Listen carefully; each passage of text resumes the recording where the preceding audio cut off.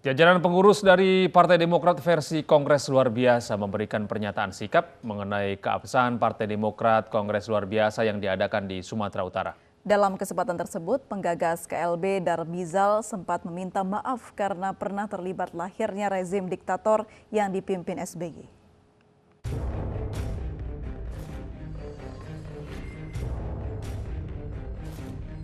Sejumlah kader partai dan pendiri partai yang menjadi penggagas Kongres Luar Biasa Partai Demokrat memberikan pernyataan sikap usai Kongres Luar Biasa dilakukan.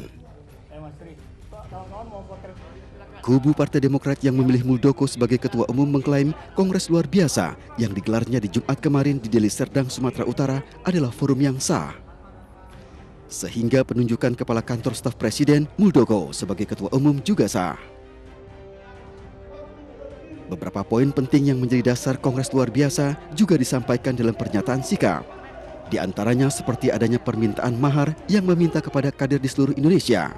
Dan sisi historis partai di mana ada penyelesaian sejumlah kader yang mengusung Susilo Bambang Yudhoyono sebagai ketua umum di Kongres keempat dan juga menentang adanya dinasti di Partai Demokrat. Bahkan dalam kesempatan kali ini, penggagas KLB yang juga senior di Partai Demokrat, Darmizal, sempat minta maaf mengakui salah dan malu karena terlibat lahirnya rezim diktator. Hari ini saya kepada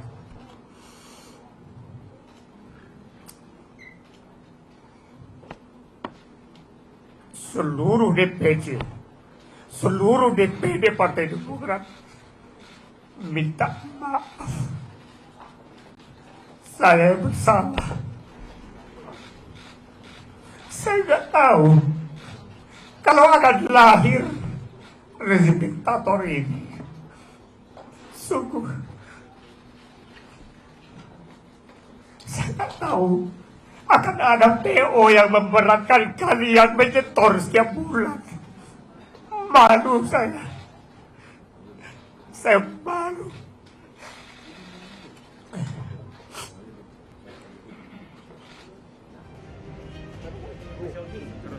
Sementara itu bertempat di kantor DPP Demokrat Jakarta, jaringan aktivis pro-demokrasi menyatakan loyalitasnya kepada AHY.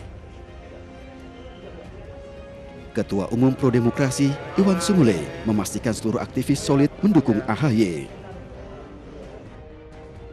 AHY pun menyampaikan apresiasi atas dukungan moral yang terus berdatangan. Dirinya menekankan akan terus memperjuangkan kebenaran dan keadilan.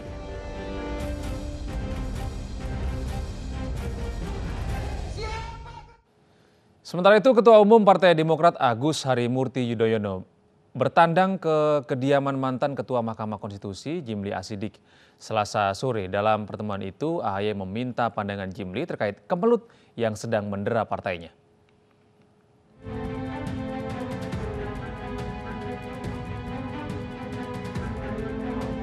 Terus menggalang dukungan Ketua Umum Partai Demokrat Agus Harimurti Yudhoyono berkunjung ke kediaman mantan Ketua Mahkamah Konstitusi Jimli Asidikin di Cilandak, Jakarta.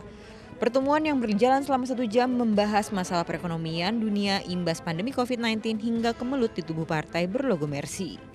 Jimli berharap agar permasalahan Partai Demokrat cepat berlalu. Tentu secara khusus tadi juga memotret situasi yang sedang kami hadapi, keluarga besar Partai Demokrat. Beliau berharap mendoakan semoga bisa dilalui badai ini dan tentunya sama seperti yang sering saya sampaikan kepada teman-teman media bahwa perjuangan kami tentunya bukan hanya untuk menjaga kedaulatan Partai Demokrat tetapi juga untuk memperjuangkan demokrasi yang lebih luas di negeri kita. Saya pikir itu intinya. Saya doakan tidak ada masalah ya antara pemerintah dengan statement-statement yang sudah disampaikan oleh Pak Mahfud juga menteri-menteri yang terkait. Saya rasa itu bisa dijadikan pegangan sehingga solusinya bagi saya udah kelihatan. Nggak usah terlalu pusing lah kira-kira. Tapi nggak boleh didiamkan, taken for granted. Nah, nggak boleh juga. Jadi harus diarahkan sehingga mencapai permusyawaratan, mencapai mufakat. Sebelum bertandang ke kediaman Jimli, AHY sempat berjumpa dengan jaringan aktivis pro-demokrasi di kantor DPP Partai Demokrat Jakarta. Dalam kesempatan ini, Ketua Umum Pro Demokrasi memastikan seluruh aktivis solid mendukung AHY di tengah munculnya Ketua Umum baru Muldoko versi Kongres Luar Biasa Deli Serdang, Sumatera Utara. Dari Jakarta, Tim Liputan iNews melaporkan. Menteri Hukum dan HAM Yasona Lauli menegaskan akan bertindak profesional sesuai dengan undang-undang yang berlaku dalam menangani kisruh Partai Demokrat. Yasona juga meminta SBY dan AHY tidak mengeluarkan tudingan tak berdasar terhadap pihak lawan. Akan menilai semuanya sesuai ADRT Partai Demokrat dan ketentuan perundang-undangan yang berlaku. Itu yang penting. Hanya saya pesan kepada salah seorang pengurus Demokrat kemarin saya pesan, tolong Pak SBY dan AHY jangan tuding-tuding pemerintah begini, tunggu saja, kita objektif kok. Jangan main serang-serang yang tidak ada dasarnya, main insinuasi, itu yang saya minta.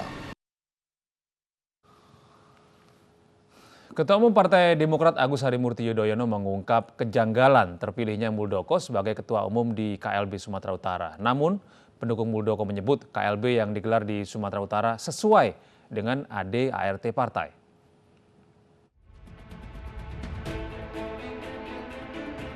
Jajaran pengurus dari Partai Demokrat versi Kongres Luar Biasa memberikan pernyataan sikap mengenai keabsahan Partai Demokrat KLB yang digelar di Deli Serdang, Sumatera Utara 5 Maret lalu. Sejumlah penggagas KLB dan pendiri partai mengatakan Kongres yang menghasilkan Muldoko sebagai Ketua Umum ini sudah sesuai dengan AD/ART tahun 2021-2025 dan didasarkan atas keinginan kader di seluruh wilayah Indonesia. Demokrat versi KLB ini juga membantah adanya iming-iming uang yang akan diberikan kepada peserta KLB. Itu sudah kita verifikasi, kita menduga itu penyusup. Begini ya, kalau ada yang nyumbang 5 juta rupiah terus datang ke sana, pertanyaannya cukup nggak? Kan tidak. Nah kalau ada bukti, terus ada rekaman, ada video dan lain, silakan. Tapi itu tidak ada. Mereka datang dengan sukarela. Kalaupun ada bantuan tiket-tiket ya, saya kira wajar saja. Tidak ada di situ. Yang disebut dengan aku ya, ini bayar mahal sini nggak ada. Sebelumnya, Ketua Umum Partai Demokrat Agus Harimurti Yudhoyono memutarkan kesaksian kadernya yang hadir di KLB Sumatera Utara. Salah satu yang hadir adalah Wakil Ketua DPC Demokrat Kota Mobagu, Sulawesi Selatan. Ia mengaku dijanjikan uang 100 juta rupiah namun hanya mendapatkan 5 juta rupiah. Bapak Agus Harimurti Yudhoyono, saya mohon maaf dengan keterlibatan saya mengikuti KLB karena iming-iming uang besar saya ikut. Yang pada akhirnya saya hanya mendapatkan uang 5 juta dari hasil KLB. Kami berontak karena tidak sesuai harapan. Tiba-tiba dipanggil dan ditambahin uang 5 juta oleh Bapak M. Nasarudin. Keral juga menambahkan proses pemilihan Muldoko sebagai Ketua Umum tidak normal karena mantan Panglima TNI itu dipilih secara voting. Tim Liputan iNews melaporkan.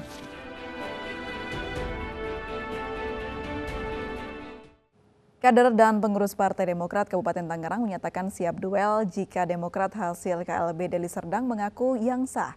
Mereka hanya tunduk dan patuh garis komando Partai Pimpinan Agus Harimurti Yudhoyono atau AHY.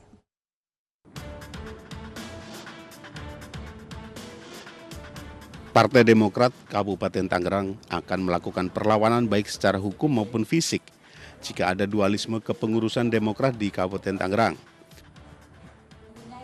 Sejumlah pengurus dari Dewan Pimpinan Cabang Kabupaten Tangerang serta anggotanya menyatakan sikap tunduk dan patuh pada garis komando Partai Pimpinan Agus Harimurti Yudhoyono atau AHY. Mereka menganggap KLB versi Deli Serdang adalah aktivitas politik ilegal yang harus dicegah keberadaannya. Kami pengurus DPC saat ini tegak lurus kepada Mas AHY.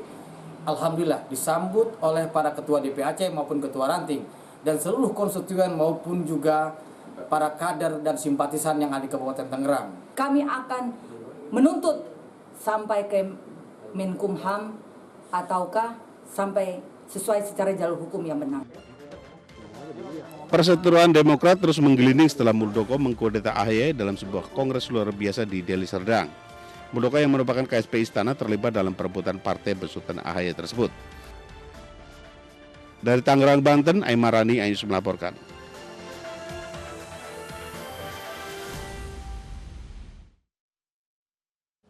Pemirsa, Pengadilan Negeri Jakarta Selatan kembali menggelar sidang gugatan pra-peradilan penangkapan dan penahanan Muhammad Rizik Syihab atas kasus pelanggaran protokol kesehatan. Sidang beragenda penyerahan bukti-bukti surat penangkapan. Sidang pra-peradilan penangkapan dan penahanan Muhammad Rizik Syihab atas kasus pelanggaran protokol kesehatan kembali dikawal ratusan anggota polisi. Agenda sidang yaitu mendengarkan saksi fakta dari pihak pemohon, Kurnia Tri Royani, sedangkan seorang saksi ahli yang akan dihadirkan berhalangan datang. Untuk itu kuasa hukum Rizik Syihab meminta hakim tunggal untuk menunda sidang.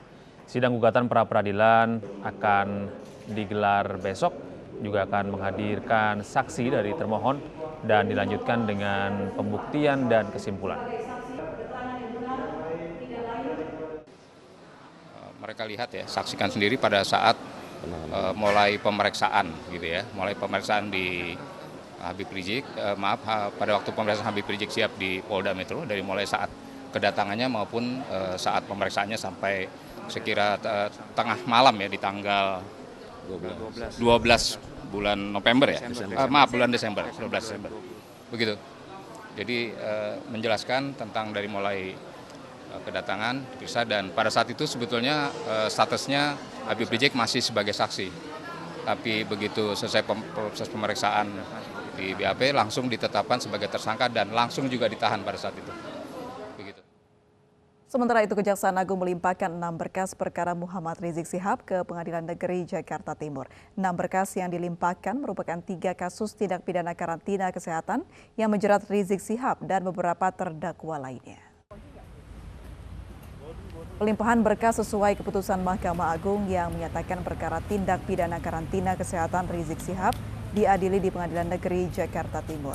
2 berkas dalam perkara pelanggaran protokol kesehatan di Petamburan, Jakarta Pusat. Sedangkan 3 berkas atas kasus swab tes di RS Umi Bogor. Lalu 1 berkas lainnya menjerat Rizik Syihab dalam kasus kerumunan di Pondok Pesantren Alam Agrokultural Megamendung, Bogor, Jawa Barat.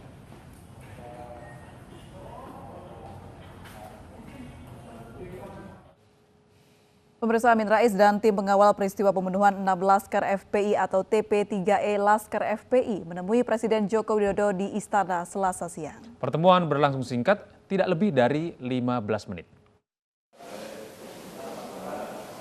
4 tokoh yang tergabung dalam tim pengawal peristiwa pembunuhan 6 Laskar FPI, diantaranya Marwan Batubara dan Abdullah Heha Mahua, menemui Presiden Joko Widodo di Istana.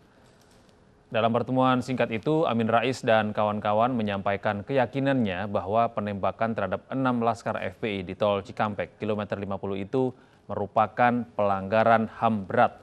Sementara Menko Polhukam Mahfud MD mengatakan insiden penembakan bukanlah pelanggaran HAM berat. TP3 diminta memberikan bukti jika memang ada pelanggaran HAM berat. Lalu Presiden menyatakan bahwa Presiden sudah minta Komnas HAM bekerja dengan penuh independen dan menyampaikan kepada Presiden apa yang sebenarnya terjadi dan apa yang seharusnya dilakukan oleh pemerintah. Dan Komnas HAM itu sudah memberikan laporan dan 4 rekomendasi. 4 rekomendasi itu sepenuhnya sudah disampaikan kepada Presiden agar diproses secara transparan, adil, dan bisa dinilai oleh publik. Yaitu bahwa temuan Komnas HAM yang terjadi di Cikampek, Tol Cikampek kilometer 50 itu adalah pelanggaran HAM biasa.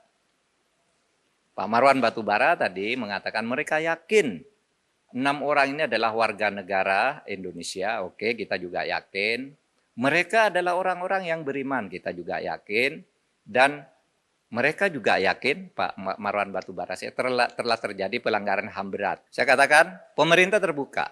Kalau ada bukti mana pelanggaran HAM beratnya itu, mana, sampaikan sekarang. Atau kalau enggak nanti sampaikan menyusul kepada Presiden. Bukti, bukan keyakinan. Karena kalau keyakinan kita juga punya keyakinan sendiri-sendiri bahwa peristiwa itu dalangnya si A, si B, si C. Kalau keyakinan. Tapi Komnas HAM sudah menyelidiki sesuai dengan kewenangan undang-undang, tidak ada. Apa? Pelanggaran HAM berat itu 3 syaratnya. 1 dilakukan secara terstruktur. Itu dilakukan oleh aparat secara resmi dengan cara berjenjang. Struktur itu berjenjang. Harus targetnya bunuh 6 orang yang melakukan ini, taktiknya begini, alatnya ini, kalau terjadi ini, larinya ke sini. Itu terstruktur. Sistematis. Ya, terstruktur sistematis. Juga jelas tahap-tahapnya. Perintah pengerjaan itu. Itu pelanggaran HAM berat. Masif. Menimbulkan korban yang meluas. Kalau ada bukti itu, mari bawa. Kita adili secara terbuka. Kita adili para pelakunya berdasar Undang-Undang Nomor 26 Tahun 2000. 169 santri pondok pesantren di Kabupaten Indramayu, Jawa Barat terpapar COVID-19. Kami kembali usai jeda berikut ini.